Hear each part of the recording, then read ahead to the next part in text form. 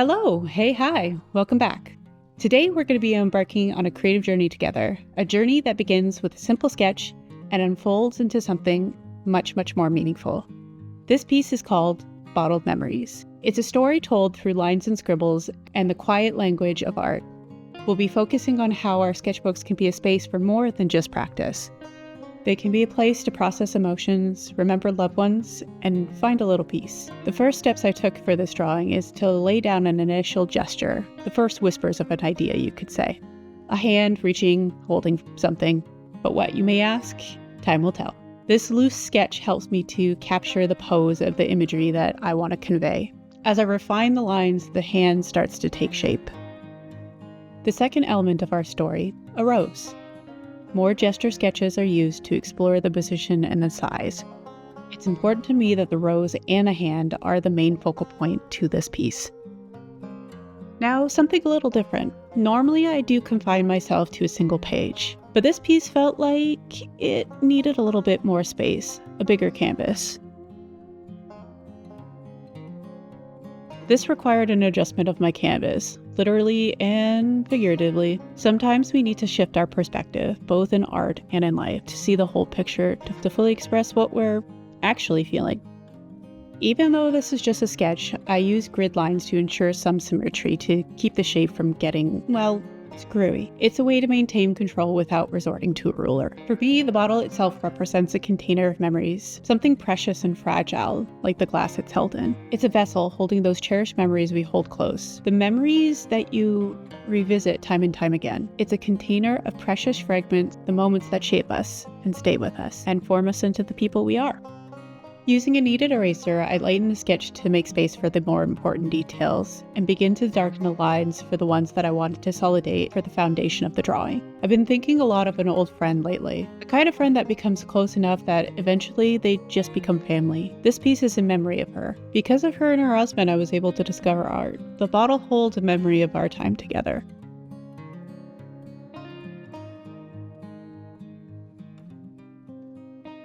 I continue the same process for the rest of the hand as well as the rose, defining more details and the lines that I wish to ensure stay within the piece as I continue to build on the sketch, adding little elements to the story along with a little bit of mischief, the pieces that tie itself together.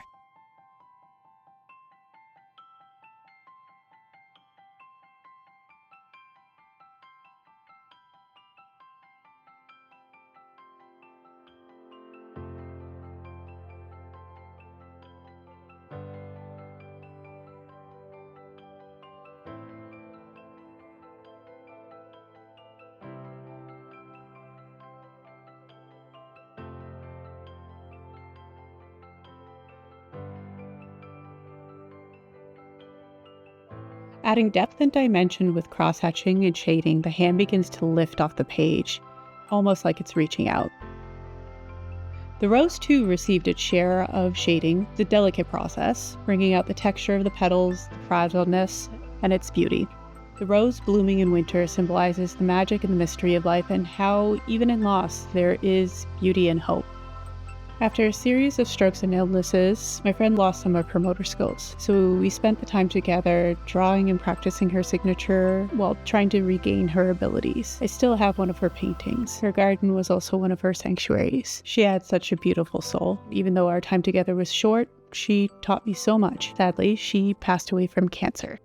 It has been so long, I no longer know if this is a figment of my imagination or if it actually happened. After she passed away, I was having a hard time processing since it was my first significant loss. One day, in the dead of winter, and for those of you who don't know and don't live in Canada, we're talking a real winter, decided to visit her garden that we used to talk in. And amongst the snow was a rose bush with one single blooming rose. It felt surreal. I approached it, and when I touched the petals were somewhat warm. I took it as a sign that she was letting me know she was okay. That memory or dream stuck with me for years, and I decided to display it in one of my memory bottles.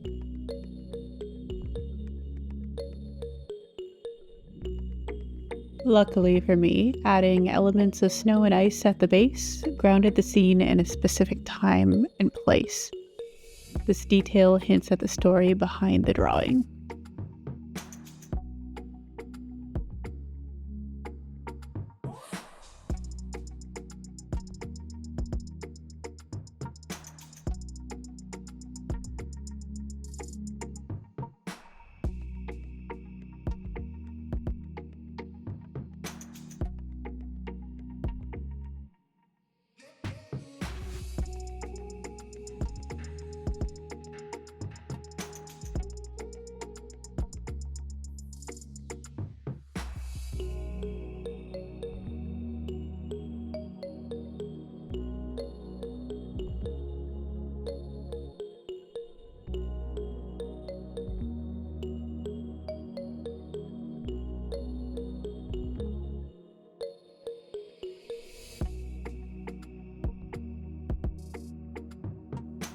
I began to prepare the bottle topper for its details just like before, erasing unnecessary lines to make room for the new ones and to consolidate the final sketch. Now, right away, I already knew that I wanted to add in the sun and the moon, almost like a celestial guide to this memory. They add a touch of magic and a sense of wonder to the full piece.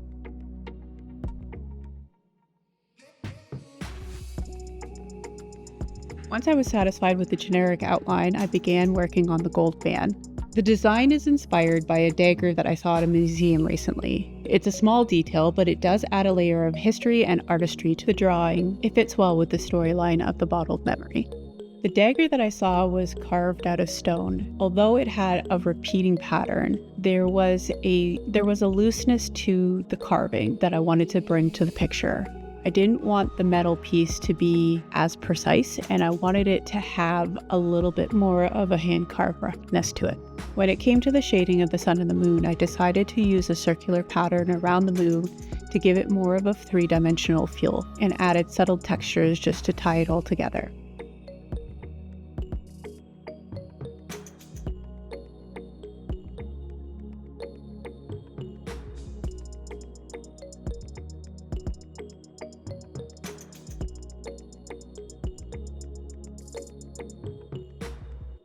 Adding highlights and shadows to the bottle really captured the way that the light reflected off the surface. This is what brought the bottle to life, making it look almost real. Glass can be a tricky thing to draw, especially if you're doing it from the imagination, because there's no real reflection or shadows that you can use to really guide you or cast. I did use a couple of references just so I could get a generic idea of how the shape of the bottle could impact where the shadows may lay. I feel like once you see the final results, you'll understand and be able to appreciate where I was able to achieve those shadows and highlights.